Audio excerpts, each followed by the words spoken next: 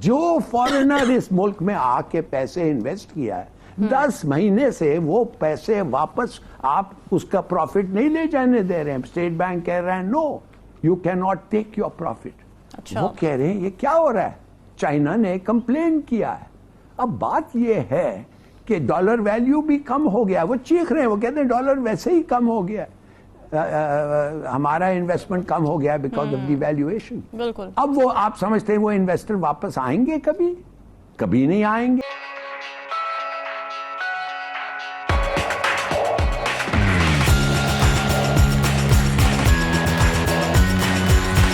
उतारना चाहते हैं आप तो दुश्मन और द स्टेट के। बिल्कुल सही है। अच्छा हिलाली साहब, अब देखिए ना, सियासी अदम इस्तेहकाम का जो असर है वो मईशत पर भी पड़ता है। IMF पाकिस्तान से इस बात की यकीन दहानी का ख्वाह है कि मुस्तकबिल का सियासी सेटअप किसी भी मुआहिदे की पासदारी करेगा। तो अगर सियासी बेयकीनी का सिलसिला जारी रहा तो फिर ये यकीन दहानियाँ किस तरह हो सकेंगी? देखिए, ये IMF के बारे में हमारे लोगों को शायद पता नहीं है कि क्या सिचुएशन पैदा हो गया है। सिचुएशन ये पैदा हो गया है कि आज भी अगर आपने एग्रीमेंट साइन किया, आपको पैसे एंड ऑफ अप्रैल तक नहीं मिलेंगे और जून में आपका प्रोग्राम खत्म होता है और जुलाई में फिर आपको फ्रेश पैसे की जरूरत पड़ेगी। बिल्कुल। तो IMF कहा नहीं है, सोच रहा है या कहना ये चाहता है कि आप अपना डेट को रीस्ट्रक्चर करें कि पाकिस्तान फाइनेंशियली स्टेबल हो गया है और कम से कम 3 साल तक पैसे अपने देते रहें, not from month two month. और नया प्रोग्राम जब शुरू होगा जून में और जुलाई में, वो सब ये होगा। वो कैसे होगा? वो इसलिए होगा रामीन कि वो पेरिस क्लब की मीटिंग IMF कॉल करेगी और पेरिस क्लब के जो क्रेडिटर्स हैं आपको, उनको कहा जाएगा कि ये जो बोझ है पाकिस्तान का आप इक्वली शेयर करें। ये नहीं है कि ये चाइना पे आप सब चीज डाल दें। तो वो बोझ फिर वो शायद राजी हों तो वो बोझ शेयर करेंगे और इस तरीके से आपको अपना डेट्स पे कर सकेंगे। और क्यों आपके डेट्स इतने हो गए कि आप कर्ज ले रहे हैं कंजम्पशन के लिए, आप कर्ज इन्वेस्टमेंट के लिए नहीं रह रहे हैं, आप कर्ज उस लिए नहीं रह रहे हैं कि आपके पैसे बने और वो कर्ज आप पे करेंगे।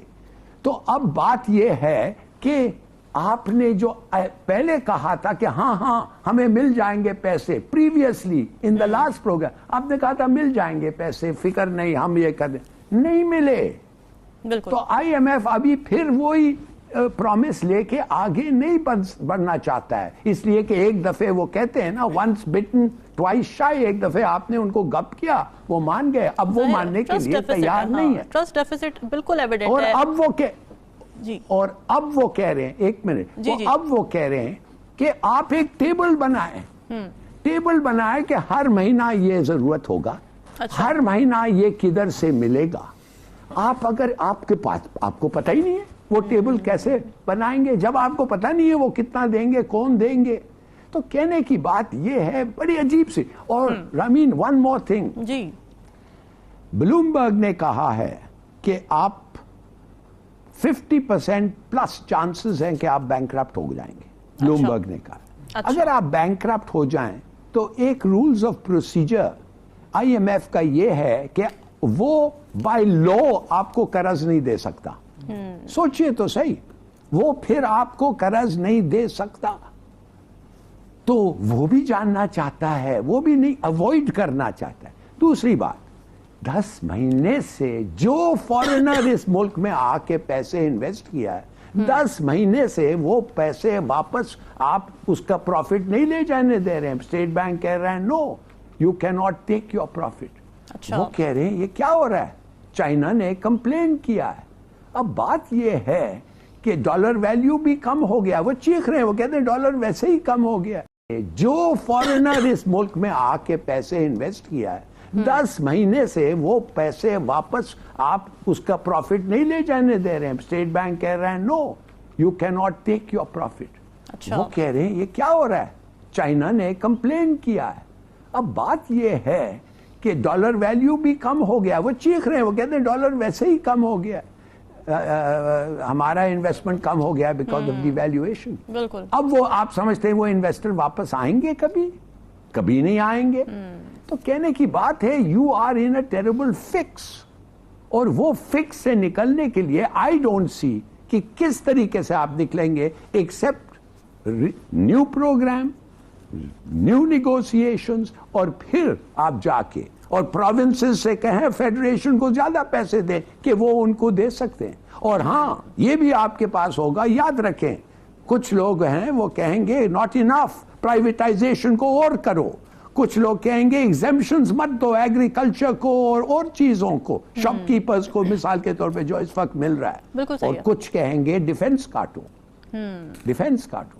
So you see, you face a huge problem. بالکل ایسی. اچھا عوریہ صاحب, اگر سیاسی استحکام آئی ایم ایف کے لیے اتنا ہی ضروری ہے تو آپ کو نہیں لگتا کہ پولیٹیکل اسٹیک ہولڈرز کو سوچنا چاہیے اور سیاسی رنجشیں تھوڑی سائڈ پر رکھ کر پہلے ملک کا, معیشت کا, عوام کا سوچ لیں؟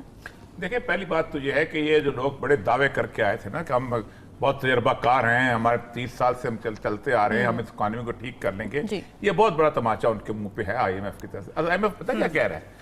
آئی ایم ایف کہہ رہا ہے کہ $7 بلین جون تک آپ بتاؤ کہ آپ کے پاس ہوں گے, کیونکہ آپ کی جو قسط ہے قرضے کی وہ $7 ارب کی ہے جو آپ نے پے کرنی ہے.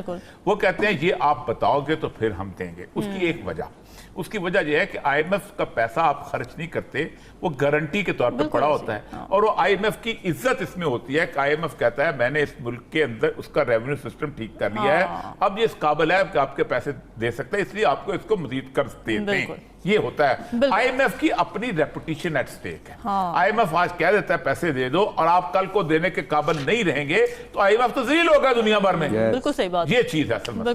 مسلمانوں کے خلاف تشدد آمیز کارروائیوں کی روک تھام ہے. اقوام متحدہ میں اس حوالے سے قرارداد پاکستان نے آرگنائزیشن آف اسلامک کوآپریشن کی جانب سے پیش کی تھی, جسے اتفاق رائے سے منظور کیا گیا تھا. اس حوالے سے کامیابی میں سابق وزیر اعظم عمران خان کی کاوشوں کا بھی بڑا عمل دخل ہے. عوریہ صاحب, اس قرارداد کو منظور ہوئے 1 سال مکمل ہو چکا ہے, کیا یہ دن منانے کا اسلام مخالفین پر کوئی اثر ہوا, اور مسلمانوں کے جذبات مجروح کرنے والے واقعات تو اس دوران بھی ہوتے رہے ہیں؟ دیکھیں اسلامک فوبیا جو ہے نا, اس کی ایک تاریخ ہے, اور تاریخ یہ ہے کہ ہمیں مسلمان کو وہاں پر شروع دن سے, آج سے نہیں, بہت عرصے سے پورٹرے کیا گیا ہے کہ جیسے ہم بہت جاہل, اجٹ اور خونخوار قسم کی قوم ہے. سید سلمان ندوی جام ہے, وہ کہتے ہیں کہ میں جب وہاں گیا انگلینڈ میں پڑھنے کے لیے, اب 5 سے 100 سال پہلے کی بات ہے, تو مجھے وہ کہتے ہیں کہ تمہاری تلوار کدھر ہے, تمہارا اونٹ کدھر ہے, تمہاری 4 بیویاں کدھر ہیں. اسٹیریوٹائپ کیا, تو یہ تصور جو ہے انہوں نے پینٹ کیا نا, اور یہ پینٹ کیا تھا اورینٹلسٹ نے. اورینٹلسٹ وہ لوگ تھے جو چرچ کے تحت بیٹھ کے تو انہوں نے مختلف قسم کی کہانیاں لکھتے تھے. اب دیکھیں کروسیڈز ہوئی ہیں, سب سے زیادہ ظلم جو ہے وہ عیسائیوں نے کیا ہے, یعنی یروشلم کو تہس نہس کر دیا ہے. اور سب سے بہتر جو رویہ تھا, مین آف دا سینچری کہا جاتا ہے 11th سینچری کا, صلاح الدین ایوبی, کہ اس نے وار ایتھکس بتایا تھا, لیکن کوئی وہاں پورٹرے نہیں کرتا. اب دیکھیں مسلمان کو جو پروٹوٹائپ امیج یہی ہے کہ ایک مسلمان جو ہے اس کے ہاتھ میں تلوار ہے, اس کو اونٹ پہ چلتا ہے, اس کو مرسڈیز سے گاڑیوں سے کوئی دلچسپی نہیں, 4 اس نے بیویاں رکھی ہوئی ہیں, اور وہ گوشت جو ہے وہ اس پہ بھون کے کھاتا ہے. یہ پینٹ کس نے کیا ہے؟ کہانیاں, اچھا, جیسے کالے کو پینٹ کرتے تھے نا وہاں, کالا جو کالے کے اب